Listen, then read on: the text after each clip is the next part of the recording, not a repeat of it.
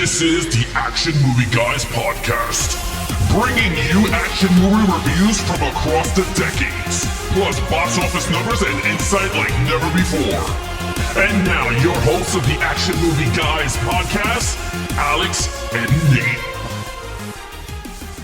Welcome, everyone, to a brand new episode of the Action Movie Guys podcast, episode 307. We're continuing the Mad Max franchise. We're up to Mad Max 2, The Road Warrior from 1981. I'm your host, Alex Figueroa. My co-host is Nate from Netflix Reviews. All right, Nate. So this is the first time watch for you, right? Correct. When you talk to other people about this film, what did you get? Like before you got to sit down and watch this for yourself? So if you remember last week, I said I was excited to watch this one because from what I had heard from most people, this is like the one they like better than the first one. I don't know anyone personally. I mean, I don't know a lot of huge fans of this franchise, to be honest, but I don't know anyone who says the first one's their favorite. I know a couple people who like the second one best, and I actually know one person who likes Thunderdome the best. But yeah, so what I've heard is that it's better than the first one. So I was looking forward to it. Yeah, I can't wait to see what your thoughts on. Like every time we do a movie where I'd never seen it or you never seen it, I always want to see what your reaction is because it's always totally different from everybody else's. Like me putting this on, to be really honest with you, watching this again, I'm like, whoa,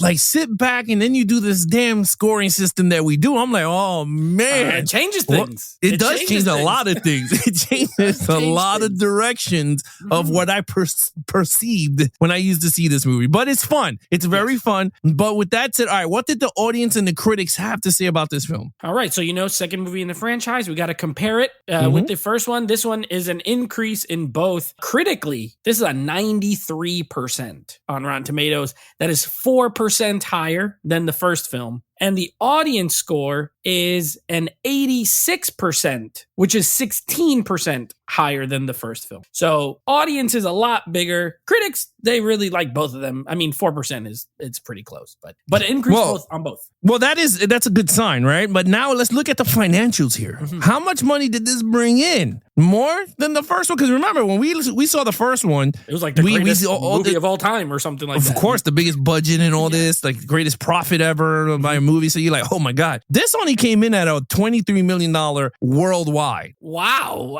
For 1981. That's a huge drop because the first one was like 100 million. Yeah. Yikes. Well, I mean, even with inflation, it made more than that. But you remember the first one with inflation, it made like almost 500 million. So this was not as big of interesting. That I did not see that coming. Yeah, that's a lot of money. That's a lot of money. It's a big dip. Almost $80 million less. I mean, it is. It made 23 million. The 23 million worldwide. Yeah, the first one made 100. So this was that's like a huge drop off. Well, the first one here on Box Office Mojo said 8 million. But I think in terms of, remember, you got to remember inflation. They're doing how much inflation. Okay, so this one made more. Okay, so it didn't do 100 million because if it did, I mean, that would have been like $1 billion profit by the time. So this one made like 3 times as much. Okay, so 3 it times was a as the first. Yes. Yeah. Fair enough. Yeah. So I think this is did George Miller strike gold again with the sequel? Well, I mean, let's have fun. Let's get into it. You know what's crazy though? We've done 2 of these. Neither of these have made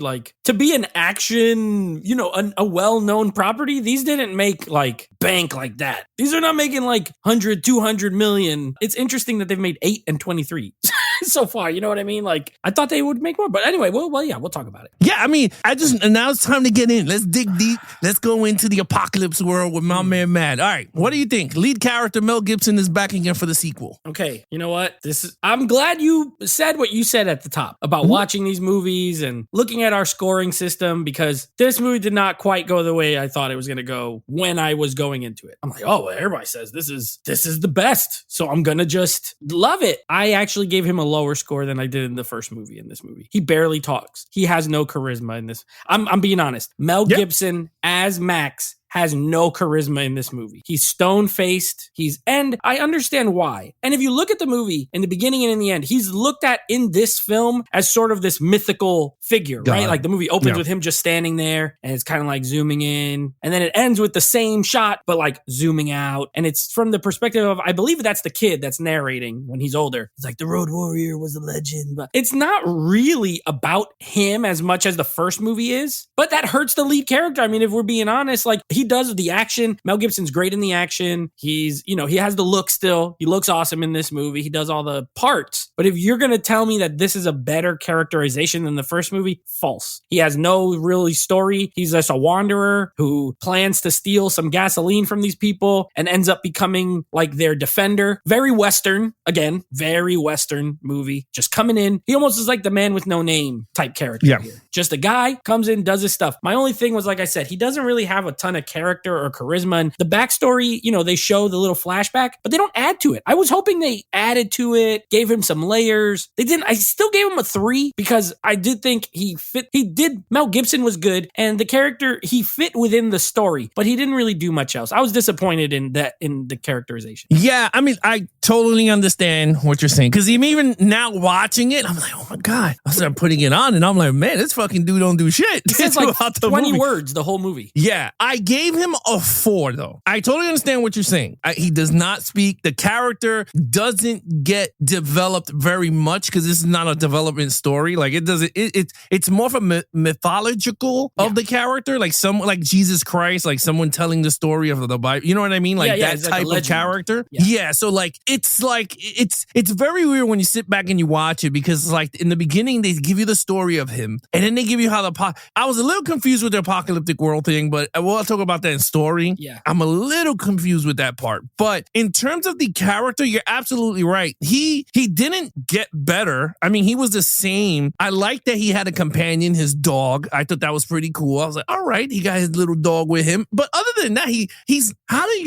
just a normal dude in this movie in the wild. Like, that's pretty much it. He's a drifter. He's like a hitchhiker in the apocalyptic world. Like, these people went away at the end of the movie, and they left his ass on the side of the road limping. And I'm like, okay, I guess this is like, they're just trying to use him as a god type thing. He came from the skies to help us. And, and I think Mel Gibson portraying Max, flawless. I was like, oh yeah, I loved him. Great. Mad Max on this sequel, in terms of the first, totally 360. And it felt like, and I don't know if you can agree with me though, it felt like what they did with Evil Dead 2 with Ash. Ash in the first Evil Dead, it was a pussy. He was like, oh my God, he's all scared. And then all of a sudden in the second one, he was a little bit scared, and then he became this heroic that everyone loved, the sarcastic in the world. Like, the sequel just changed this character a little bit and kind of felt weird. But anyway, I gave him a 4. You gave him a 3, right? Yeah. You gave him a 3. All right, main villain. Now, I don't know where you want to go with this one. Yeah. You got the dude with the leather chaps.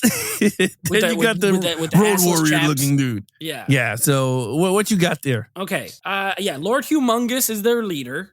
I guess he's the toe cutter of this group. Yeah. He can't hold a candle to toe cutter though, as far as personality. This dude's a WWF wrestler from the 80s. He is. He's just, he's big. Yeah. He wears a hockey mask. They never show his face. He yells sometimes, "You're gonna come and get your gasoline. You have 2 days to," that's all he does.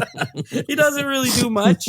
He looks cool though. I mean, he does look cool. And then you have the gang. There's like the second in command guy who he does more. Yeah. But I kind of scored the whole gang similar to the first movie. A 4. I think they're formidable. They're scary. They're out here killing people. And they look, this one reminded me already of like Mad Max Fury Road in a lot of ways. Yes. The way the driving scenes, the cars, the way they look, how they have the guys chained up on the front of the cars and stuff like that. So I liked them. I actually liked them. I thought they were good overall. Lord Humongous, cool name. Wish he had more personality, because Toe Cutter was better. But I still gave the whole thing a 4, the villain aspect. Yeah, I thought it was good. Yeah, I agree with you. I gave it a 4 too. I enjoyed the bad guys in this one. And it was cool, right? Because each section had like their own highway and dirt. Like these dudes was just wanted gas, and that's what they wanted. It's like, give up the gas. And the thing that had me laughing though is when the dude was just like, all you gotta do is just leave your gate open and just let us go. We'll let you free. You have 3 days. Yeah. I was like, oh my God. I thought that was cool. The dude with the WWE hairdo, like the Mohawk dude, I liked him the best because he was just wild. Like, this dude was nuts. Like when he screamed at him in the beginning of the movie when he was taking gasoline, he was like, ah! Yeah. And Max just was like, what the hell? This is an honest question. Was he gay? Yeah. He seemed gay. Yes, he was. Okay. Yeah, because he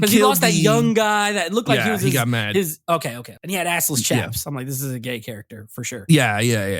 But he was pretty badass though. He And was then- awesome. No, yeah, he was crazy. when he went into the factory, I mean into the gasoline thing, and then he started just tearing up the dude. He headbutted him. Yeah. He did the somersault. On top Oh, that of was the best. The backflip. yeah.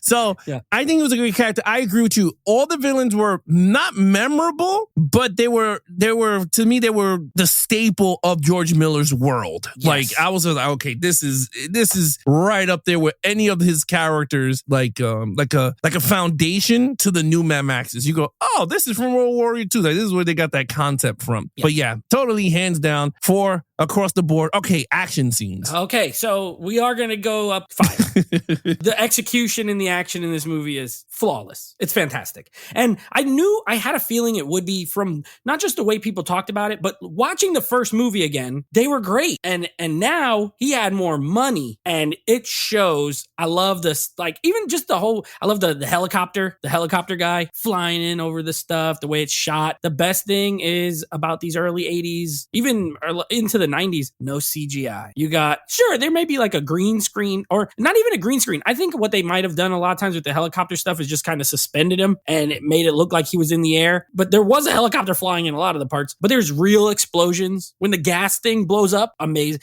I miss a good real explosion. That's not a miniature and that's not a CGI fire.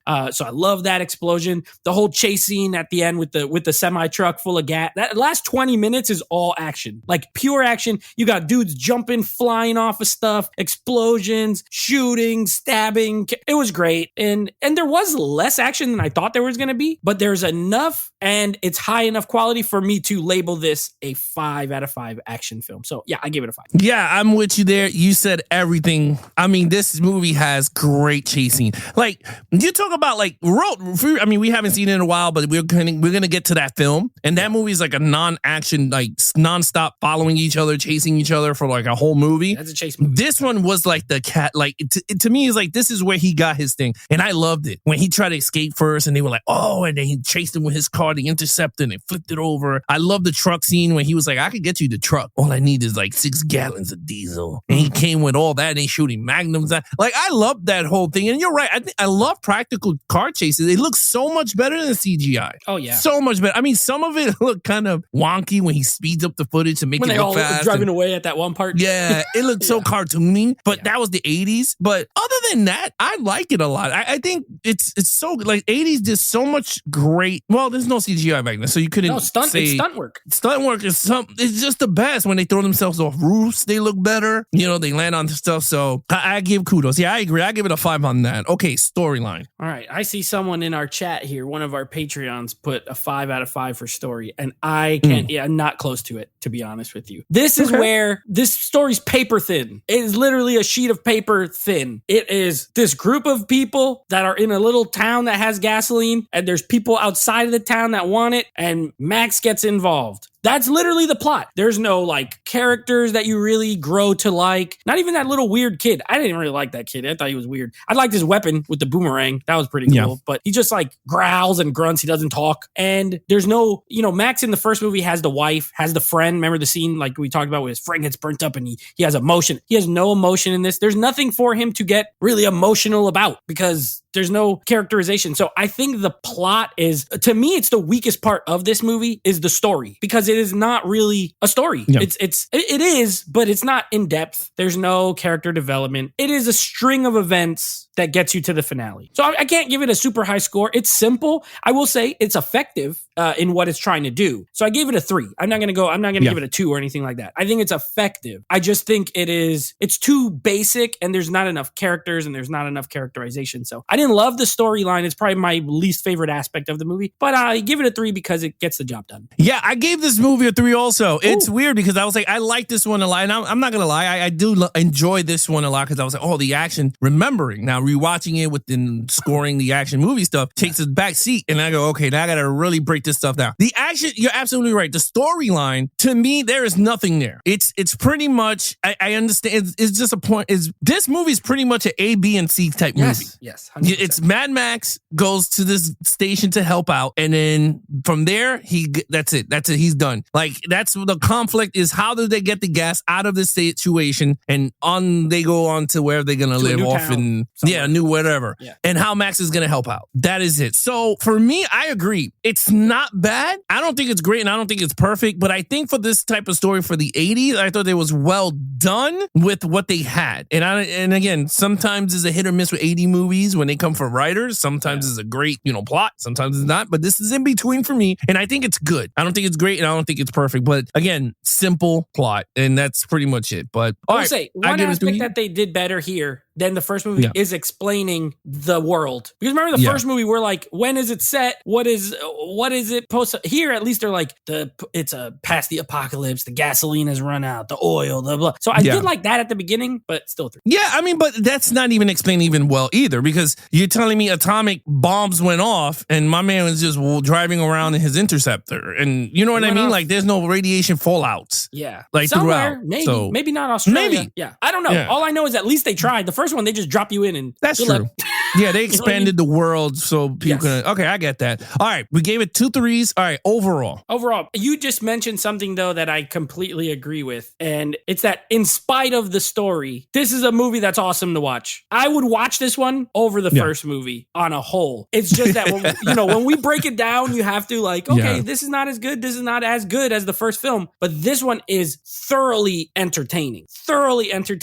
It moves quick. The first one doesn't really drag, but at least there's pauses. This is like just go, go, go. Even the story parts is moving quick. Bad guys are, they have an iconic look. The direction is great. George Miller, I think he really directed the crap out of this movie. And I understand, like when I watch the movie first, then I go and write down the Rotten Tomatoes scores because I don't want to be, swayed or anything. I could see it. I could totally see it. I could see why someone would be like, this is a 10 out of 10 movie, because even though the plot is thin and the main character's thinly written, it's a blast. This is a fun movie to watch because of the story deficiencies and the lead being kind of not the best in this. I did give it a 4, but I think this movie I had a really good time, and I would definitely watch, like if someone was like, you could watch 1 or 2, I think I would watch this one over 1 just for the entertainment factor. Yeah. So a 4 for me. Dude, you said something. I mean, I agree with everything you said.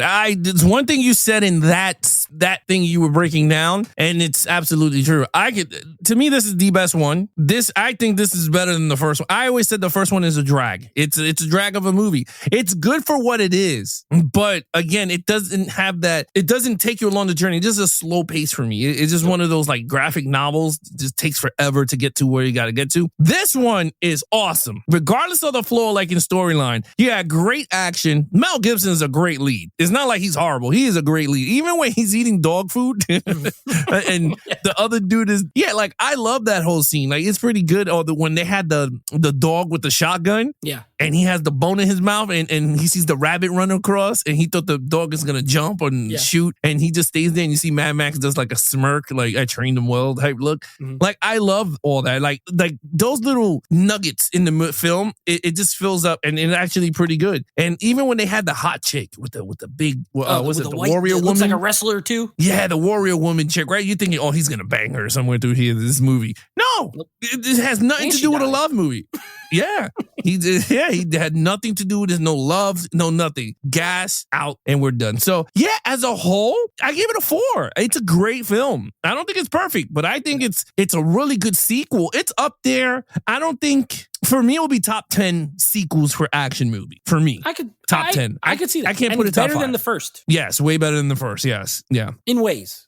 Yeah. First one's better in some ways. This is better in some. Yeah, I mean, it's the yin but this and one's yang. more entertaining than the first. Yeah. No, I agree. I totally agree. All right, your total points. Yeah. You know what I hated? You just reminded me when you were saying parts. I hated when the Chaps Mohawk guy just hit his car in the windshield with a pipe and it made him flip over? Like, first of all, how strong is that pipe? And second of all, how strong is that guy? He hits the windshield and the whole car flips over like he freaking like Thor hit it with his hammer or something like that. That bugged me. I was like, really? Okay. A 19 out of a 25 for me. This actually got 1 point less than I gave Mad Max. I gave that a 20. But again, I would watch this over that movie. So it's just because the storyline and the lead are thin. Otherwise, this would have been higher. I like this one better. Yeah, I gave this a 20. It's a 20 out of a 25. I enjoy this one a lot.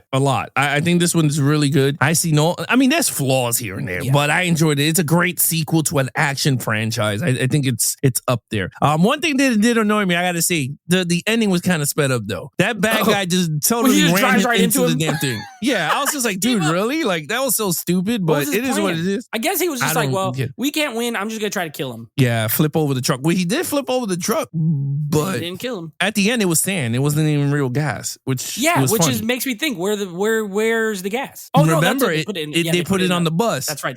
Which I was like, ooh, genius. And they didn't tell him though. I also like when the little feral kid does the backflip into the hole. Oh, that was funny. Yeah. Does the backflip, he jumps into the hole. Yeah, that was pretty funny. He was like Newt from Aliens. He was kind of Newt. Yeah, that throws boomerangs though. Yeah. All right, Nate, what's coming up next on the podcast? All right, next up, we are continuing with Remake Month, and we're doing a remake of a classic, like we're talking old Academy Award classic epic movie called Ben-Hur. We're going to do the remake of Ben-Hur, and then we continue on with our Mad Max watch through next week with Beyond Thunderdome. Mad Max Beyond Thunderdome, again, I've never seen it, so I've never seen 2 and 3, these middle ones. I know Tina Turner's in it. I know Max got like a mullet, and I know the music video of California Love was inspired by this. So that's all I know about it. I've never seen even 2 minutes of it. I can't wait to hear. And it's PG-13. It's the only PG-13 one. So, well, I don't know. I can't wait to hear your thoughts on that one.